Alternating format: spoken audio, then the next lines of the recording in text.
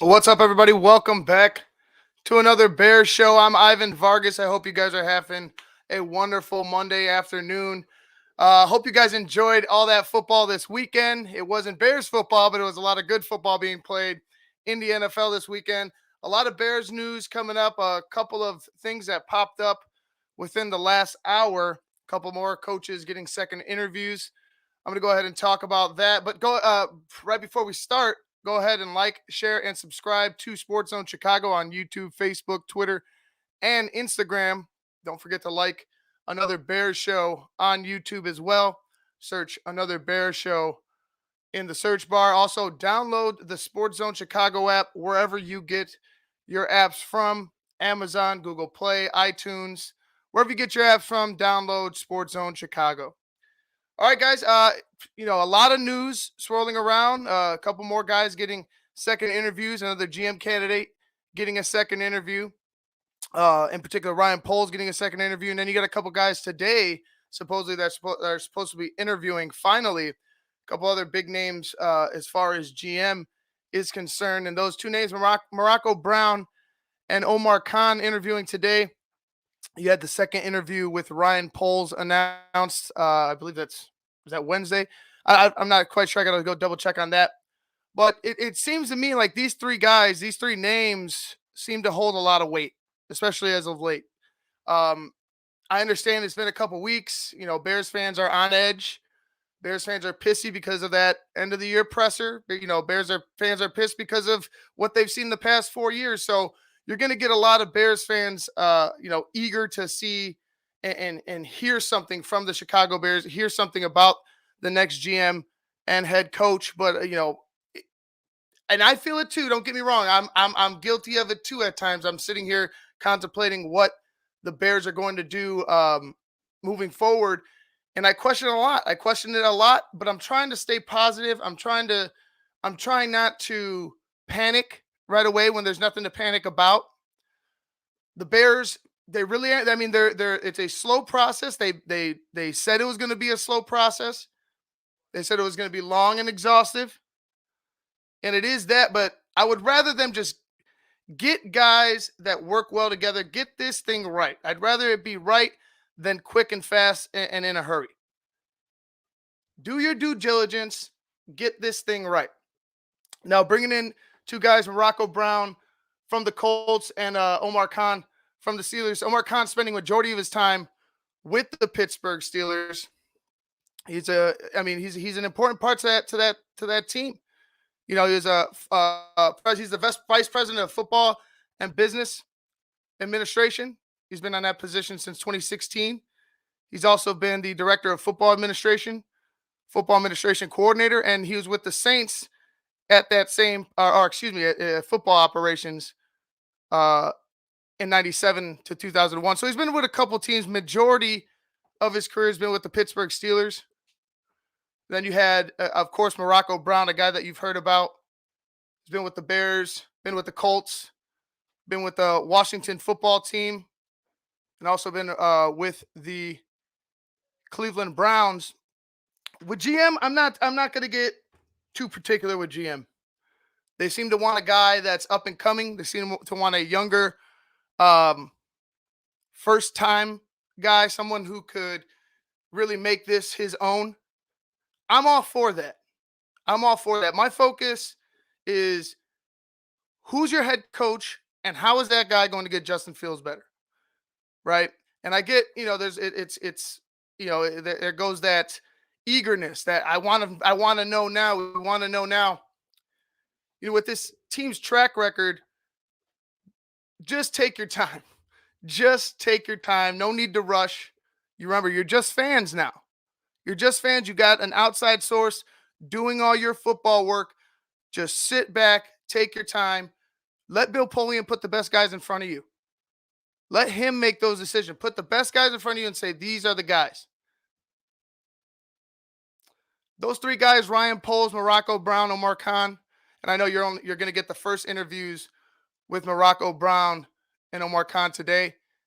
Like I said, those seem to be the names that everybody's flocking to.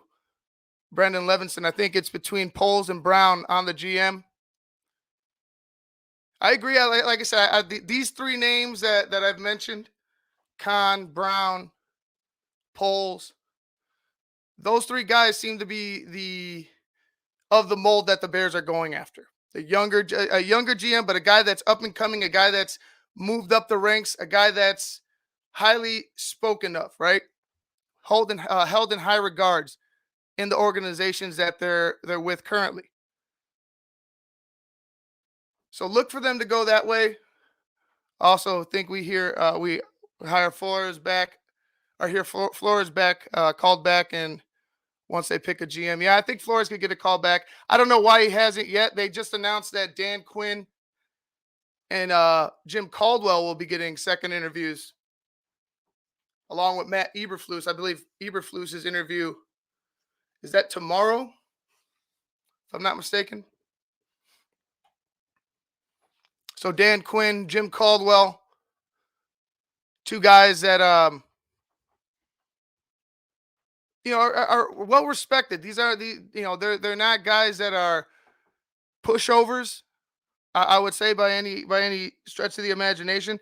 Although I feel like Jim Caldwell, because of the relationship with Polian and Dungy, and because of how seems to be flowing, that one scares me a little bit. That one I'm worried about, just because is it going to be, if it doesn't go well, is it going to be a default? Um, we go back to collaboration, just in a sense. Jim Caldwell, can he get over if he's here? First of all, can he get Justin prepared? Second, is he going to be able to get his team over the hump?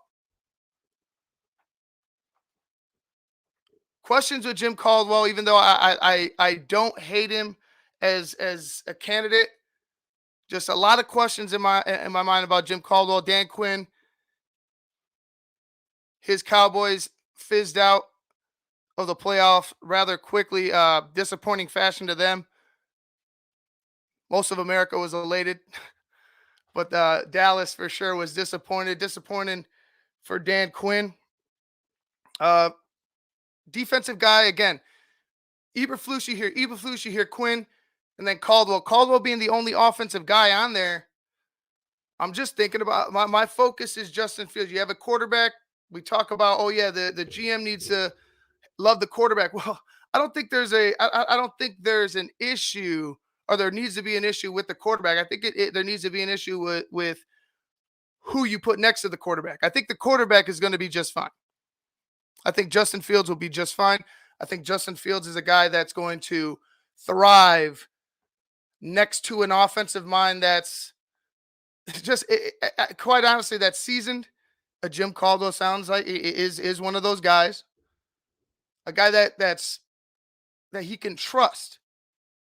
And you didn't hear anything bad about Jim Caldwell and his quarterback relationships. He's an offensive guy, like I said before. Can Jim Caldwell be that guy, that person to take Justin Fields to the next level, that person to get him into the right mentality?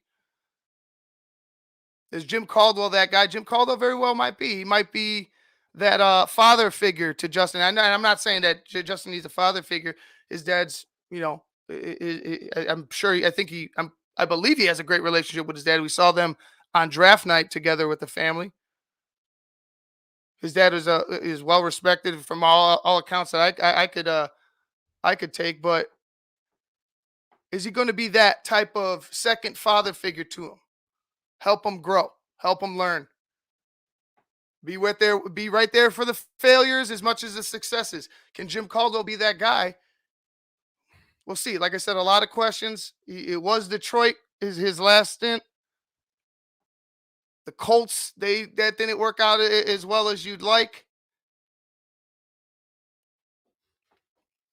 I'm thinking offense. I'm thinking Justin Fields. You wanted this team to go where? First of all, where do you want this team to be? Tough. Okay, then we're thinking defense. We're thinking Eberflus. We're thinking Quinn. Right. We're thinking keep the defense we have. Try to patchwork it, and then what? What do we do on the offensive side? Continue what we've been doing. I feel like a Jim Caldwell, especially with the kind of cryptic messaging Georgia saying about how it might not be a popular pick. It might not be the pick that everybody wants. Might not be the pick that the flashy new name. It kind of sounds like a Jim Caldwell to me. That kind of sounds like a Jim Caldwell to me. The non-flashy name, been around the league, well respected. He's had two stints that kind of were didn't. Although I don't think he should have ever been fired in Detroit. Just kind of flamed out. Is he the guy? Offensively, he's the only offensive guy among the three that got second interviews. Brian Dable, I know everybody's hot on Brian Dable, and deservingly so. I mean, if you've seen that game last night, that offense for the Bills is amazing. You still have a lot of questions with Brian Dable. First of all, if he comes in, can he make Justin Fields into Josh Allen? Are you going to get that? Are you going to get that type of play out of Justin Fields that you get out of Josh Allen? Second, you got to put receivers around him. You got to put playmakers around him,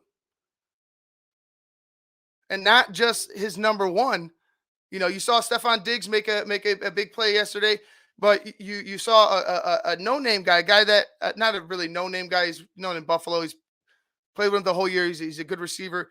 But a Gabriel Davis coming out having four touchdowns. Like, you have to put weapons around that quarterback in order for him to thrive, right? You can't just say, all right, here's one guy. There's your security blanket. Go ahead and try to beat a team that has weapons like the Kansas City Chiefs. It just can't work that way. And then honestly, running the football as well. You've seen how Justin to me, at least in this year, because his first year, his rookie year, January, he has the hit that broke his ribs. He comes, gets drafted, and he's thinking about that. For one of his first interviews, he gets questioned on it and mentions it. And I'm not talking about Justin being soft. Don't get me wrong. And to the punk asses that are calling Justin a bus, just wait and see. Wait and see when you start talking that shit when he actually has an offensive mind that's worth a damn next to him. Evaluate him with somebody of quality next to him. Then evaluate him. Let me get back on track. But Justin, that offense of the Buffalo Bills, they run a lot with the quarterback. You saw that 11 carries for Josh Allen. He had over 60 yards, was taking a lot of shots, was dishing out punishment too. But he was taking a lot of shots. Is that what you want?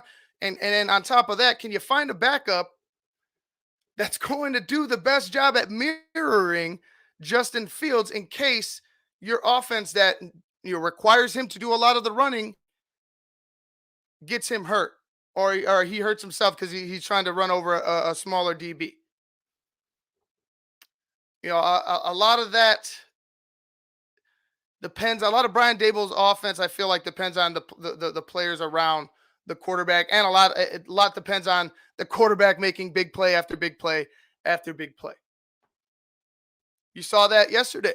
I mean, geez, how many times did Josh Allen scramble out of pressure and try to find a guy downfield, get yards with his legs?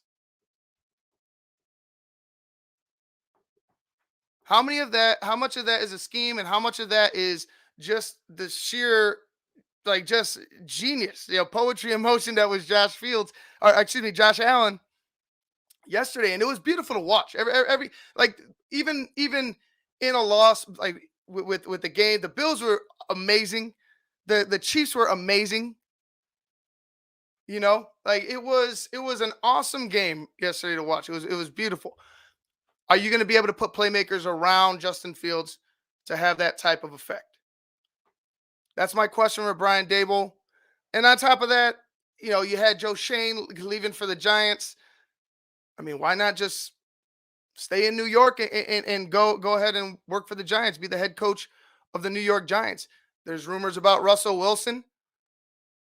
Maybe you're able to do something with Daniel Jones. Maybe you could turn Daniel Jones around and get the best out of Daniel Jones while you maybe wait another year to draft a quarterback, let's say. Or you wait another year to go ahead and find a free agent quarterback on the market. Maybe that's where he goes. I like, trust me, I like him. I like him. He's the hot name right now. But just buyer beware, in my opinion, with Brian Daboll. When push comes to shove, you can't run the football with Devin Singletary. You got to use your quarterback, and it's like, and like I said, you need big play after big play from your best people. You can't have it can't be off for Josh Allen, or else the Bills struggle on offense. He can't be off. And you can't have one guy out there. You can't just put Darnell Mooney out there and expect, the offense to flow the way it did in Buffalo. Just it doesn't make sense that way.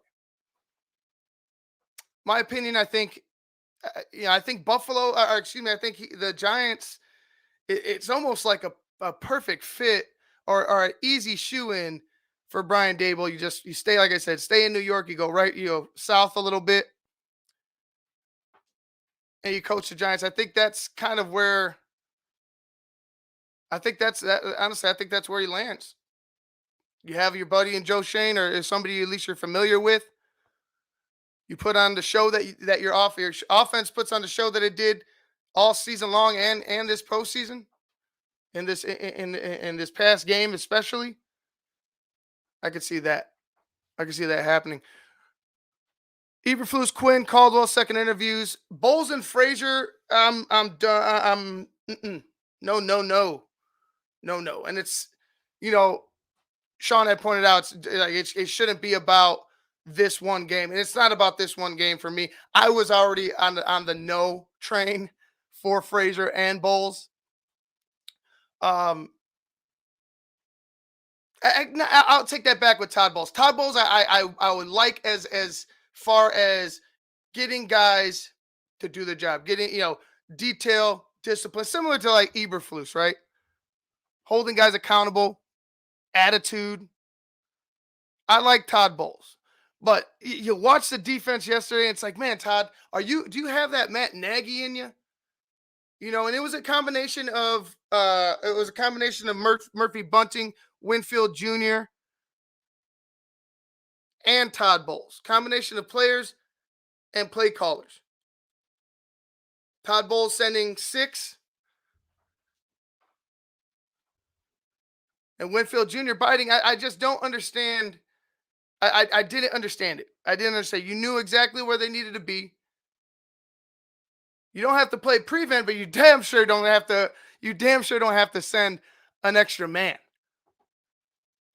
Frazier, the same thing. Frazier was a little bit different. I thought they should have rushed 3 and have that middle guy just pretty much QB spying, not rushing hard, and pretty much QB spying. And you put another guy down there, or at least another guy to roam with a Kelsey or one of the receivers. Again, big mistakes by those guys. I don't know. I think they're great coordinators in their own right, no doubt.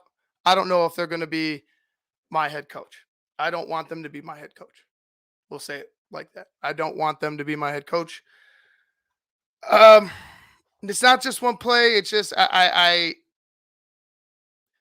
don't think Todd is going to find the right offensive guy to put next to Justin Fields, and I don't think Leslie Frazier. I just don't think Leslie Frazier needs to be a head coach. I think Leslie needs to stay as a DC. What's up, Chris? Appreciate you. Should the NFL change the rules? I'll be getting into that in the second half hour. Going to try to keep it to an hour today on this Monday. I'll talk about that, Chris, in the second half hour. In the other half of the show, I'm gonna break down some of the I'm gonna break down all the games from this weekend. But especially that question, I'm going to talk about that question because like I said, I'll wait. I'll wait. I like the idea of changing it, but I'm not going to go ahead and give anybody an excuse for not stopping and doing your job. But continuing on, we'll talk about Ryan Poles for a minute. Ryan Poles spent the last 13 seasons working with the Chiefs in various roles: player assistant, college scouting administrator, and college scouting director, director of college scouting, and assistant director of player personnel. Ryan Poles, like, he came out of, like, to me, for me, because I'm not all about the GMs. Like I said, I don't know executives. I don't know executives. I know players. I know coaches. I don't know executives like that. So Ryan Poles was with the Bears as an undrafted free agent lineman. The Bears sure do love them some undrafted free agent linemen. And that's me just being cheeky. That's not taken away from Ryan Poles' job as an executive. Uh, Poles oversees all aspects of college scouting. He's a guy that's, in KC. Look at the players that they've gotten in KC. Look at some of the receivers that they've gotten in KC. A Mecole Hardman, who keeps a play alive on the sideline and goes ahead and gets a touchdown for the Kansas City Chiefs when they desperately needed it in a shootout. And you're intrigued. You're intrigued by Pat Mahomes. You're intrigued by Tyreek Hill. You're intrigued by all these names. And this guy was involved in all of that. I mean, look at the background. Look at the resume. Scouting, administrator in scouting. The guy's been around players, and he also knows what it takes to win. I feel like he understands what it takes to win. He understands the locker room dynamic. He understands that you need to keep the locker room in order to have success. You can't have any fractures amongst your locker room and expect to, you can't have those fractures and expect to have a successful season, to run a successful football team. Ryan Poles is an interesting candidate for GM. I'm like I said, Omar Khan, whether it be Brown, Khan, or Poles, those three guys, they've been in organizations that have done way better than this Bears organization. That's for sure, especially in the front office. These guys know what it takes. They've seen winning. They've seen quality operations that are running successfully. So my pick for GM, it could come from any of those three names. I'm not going to give you. I'm not going to say that, oh, yeah, look out for this. No, I don't know. Like I said, I don't know executive. I don't know suits. I don't know ties. I wear a backwards hat and T-shirts like you see me all day long. That's all I do. No suits, no ties. But Ryan Poles, to me, sounds like a guy that, as far as players are concerned, is going to get you some of the top players out there, or is at least going to have a beat on some of the top players out there. And, drafting, we talked about how bad the draft was under the Ryan Pace era, especially in the first round. Back end of the draft, okay, whatever. You pulled some rabbits out of your ass because you have to make up for the mistakes that you made in the first round. Cool. I'm happy with some of them. Not all of them have been panning out, but some of them, and some of them have become some favorite. Jalen Johnson in particular has become a favorite. Jalen Johnson, I think, can be a really good cornerback in this league. But we're talking about the top tier players. We're talking about the top end of the draft. Can you find guys there? I'm talking about game-changing players. Can you find guys there? Look at his background. He's been there with the organization for a long time. You've seen the players that have come in that through that organization. Ryan Poles might be a guy that can do it for us, that can get us the players we need now, and can keep us with that consistency throughout his regime. Or, like I said, watch those three names. My top three coaches.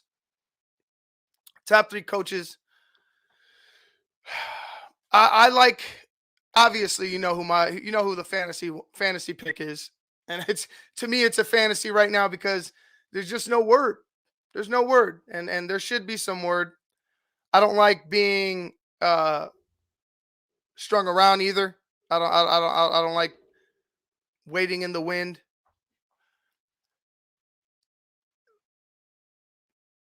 I like Flores. I like Caldwell. And Caldwell, and this is no particular order. I like Flores, Caldwell, and Eberflus. Dan Quinn. Dan Quinn, I don't know. I don't know if he's going to leave Dallas. I mean, he might. I know he wants another head coaching opportunity, but man, I wouldn't. I would try to run it back with Dallas if I were Dan Quinn. Try to get that defense, bolstered up and go at it again. The defense for the Cowboys is going to have to come up big in these next couple of years if they're going to find some success. Because the offense. I'm not even getting into Dallas. I'm not even going to get into the Cowboys and their offense and their struggles. But for me, Dan Quinn is a great candidate. He's definitely deserving. I'm not sure if he's going to be my head coach. So as of right now, with the name not to be mentioned being my actual number one, the three guys that I think are the top three are Eberflus, Caldwell, and Flores. It's just where I'm at right now. It's where I'm at. It's not anything against Harbaugh, but it's where you at? Where you at? We got to keep this thing going. The championship games are this week. The Super Bowl's right around the corner. You're gonna have you're gonna have the Senior Bowl. It's time to start ramping things up. The Bears are gonna keep diligently pushing through this. Exhaustively pushing through this.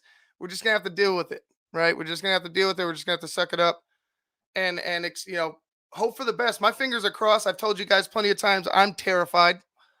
I want to know as much as you want to know, and I want to know right now. But I just gotta keep woosah, calm myself down, talk myself off the ledge, and just be patient. Just watch what happens. Let the first domino fall. And then we could critique from there. All right, guys, I'm going to take a quick break. And then after the break, I'm going to show you a little clip of my picks from this weekend. This past Friday, I made my divisional round picks. Let's see if some of them stuck. You're watching another Bear show. You're watching another Bear show on Sports Zone Chicago. AutomotiveMap.com presents the Sports Flash on the Sports Zone Chicago.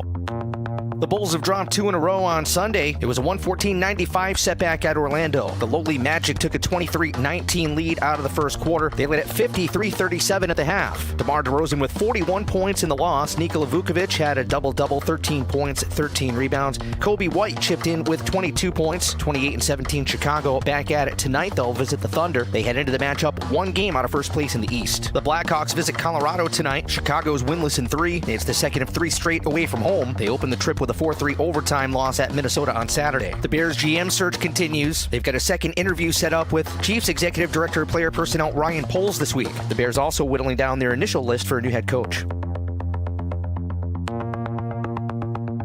For lightning fast sports updates, download the Score app. It's free and one of the most popular sports apps in North America.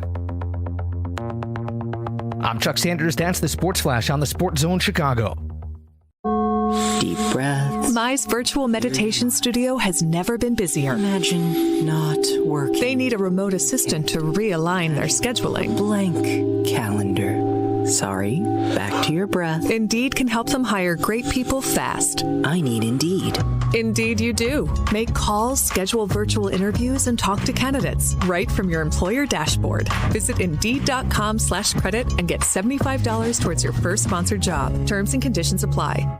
Hello, this is Discover, and we take customer service very seriously. We know that if you have a question or concern about your credit card, that's a serious matter, and you need to talk to a real person about it. So we offer around-the-clock access to seriously talented representatives in the USA. Again, it's a serious endeavor. The only funny thing about it is Bob. If you call us and Bob answers, you're in for a treat.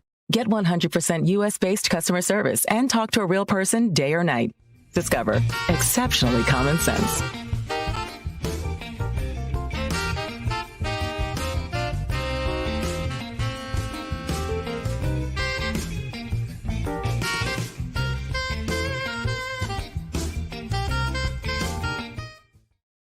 What's up, everybody? Welcome back to another Bears show on Sports Zone Chicago. We talked about the Bears in the last half hour, and like I said, until that domino drops, we're all just waiting in the wind and hoping for the best. Right now, we're going to go ahead and switch gears and talk about this weekend and all that good NFL playoff action, starting with the Tennessee Titans and the Cincinnati Bengals. The Bengals prevail. Bungles no more. They continue to roll as they beat the Tennessee Titans 19-16. And the Titans, they came out flat-footed. They were able to get Derrick Henry back, came out flat-footed to start the game. And I felt like that was, it was a bad spot for them. Even though it was a close game, throughout, I felt like a Titans score in the first quarter, Titans, a touchdown or a field goal in that first half would have really sprung them. They never really got things going. You had an interception by Ryan Tannehill. That didn't benefit. Now you got questions with Ryan Tannehill coming in for next year. Questions surrounding the Titans on what they should do with Derrick Henry. A lot of weird things going to be going on in Tennessee come this offseason, I feel like. But, you look at the Cincinnati Bengals, Joe Burrow, 28 of 37, 348 yards, threw a pick, but it was how he bounced back from it. Joe Burrow just has this ice in his veins. I think, he's just got some type of it factor to him. Not really fazed by anything. Bounces back from mistakes. Ryan Tannehill, 3 interceptions on the day. That was just a gut punch every single time for the Tennessee Titans. And Tennessee was running them over at one point. They decided to throw the football, get intercepted deep into Bengal territory, and just could never get over the top. Could never punch the ball into the end zone. Oh, let me get that sound out of here. Could never get over the top. You got over once, Derrick Henry. Your one touchdown, or your 2 touchdowns on the day. You had 2 touchdowns, Derrick Henry and A.J. Brown, but your 1 touchdown on the ground could have been 2. It could have been 2 touchdowns on the ground. Could have been possibly 3 touchdowns on the ground. Ryan Tannehill had a pretty solid season. This team beat the Kansas City Chiefs. This team beat the Rams. This team, they've beaten quality teams this season. They just got caught. They really got caught. That first quarter, I felt like they got jumped on. They were able to get something in that second.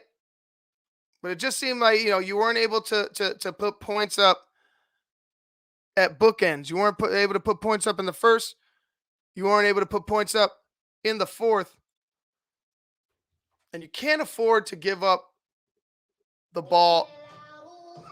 Jeez, every time with this pop-up thing. You can't afford to give up the ball deep in enemy territory and expect to win, especially in the playoffs, especially how good the Bengals are playing. The Cincinnati Bengals prevail. They were one of my picks this past Friday, as I can't seem to find this clip now. Pretty sure I mislabeled it, and it's going to annoy me until I find it. The 49ers at Packers. Chicago rejoice. One of Chicago's favorite sons, former Bear Robbie Gould, puts the Packers out of the playoffs with a last-second field goal. Thanks in part to a lot of mistakes by the Green Bay Packers, especially on special teams, a block punt. You allow, big returns. It was just bad all around for Green Bay. You weren't able to score points. Like, that's just pretty much it. You weren't able to put up points with the offense that you had. You weren't able to put up points. You lost A.J. Dillon, and I'm not gonna say A.J. Dillon was a major factor in it. But what is part of that? What is a major factor in that offense? How you use your tandem running backs and the way that the Packers use them. Jones, Dillon, Thunder and Lightning. That old Tiki Barber, Ron Dane type of approach to it. Thunder and Lightning. They didn't have their thunder. And honestly, the 49ers took advantage of them not having Bakhtiari. They put pressure on Aaron Rodgers. They hit him all day. I didn't think they were going to execute. I didn't think the Niners were going to be able to do it. I believe that they had the team. They had a chip on their shoulder. Obviously, they're continuing on. But I picked it wrong. I had the Packers. The Niners pull away from them with a last-second field goal by Robbie Gould. Shame on me for picking Green Bay, but it was a close one, man. It could have went either way. Like I said, no offensive touchdowns for the 49ers. The Green Bay Packers defense did a hell of a job all game long, and in the end, you lose on special teams. You got to play all three phases of the game. You got to play till the whistle blows, play till there's zeros on the clock. And that's what the Niners did. They were able to come up with a big block punt, get the touchdown, finally get on board. And then as soon as that happened, you knew the momentum was on the Niners side, and you kind of felt it going that way. You kind of felt it falling apart for Green Bay. Congratulations to the 49ers. They move on to face the Rams. The Rams prevail over the Buccaneers. I had the Rams in this one. They hell of a game there as well, right? Hell of a game there as well. Bucs started off very, very sluggish.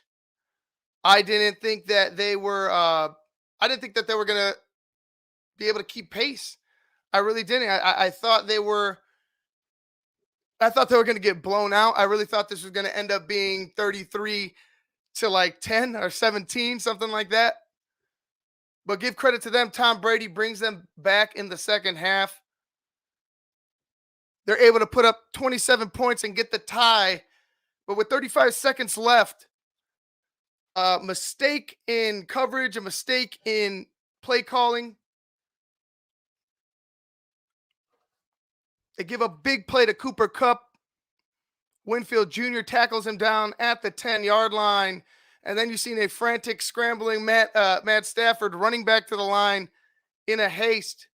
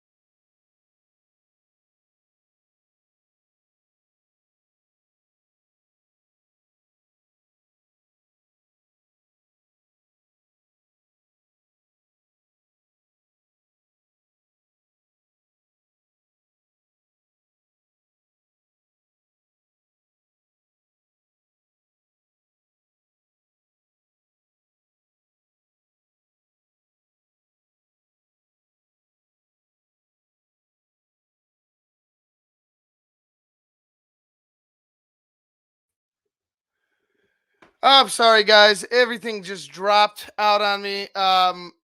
No clue. I would understand if everybody left. I really apologize about that. Computer just ate it and dropped. So I'm just gonna wrap things up. It was good to talk to you guys. Thank you guys for joining me. I'm Ivan Vargas once again. This has been another Bears show on Sports Zone Chicago. Hopefully next time it'll be brought to you better than it was today. I really, really apologize for it. Hopefully you'll join me next time. Make sure you like, share, and subscribe to Sports Zone Chicago. Make sure you like, share, and subscribe to another Bears show on Sports Zone Chicago. Once again, I'm Ivan Vargas. I'll see you guys next time.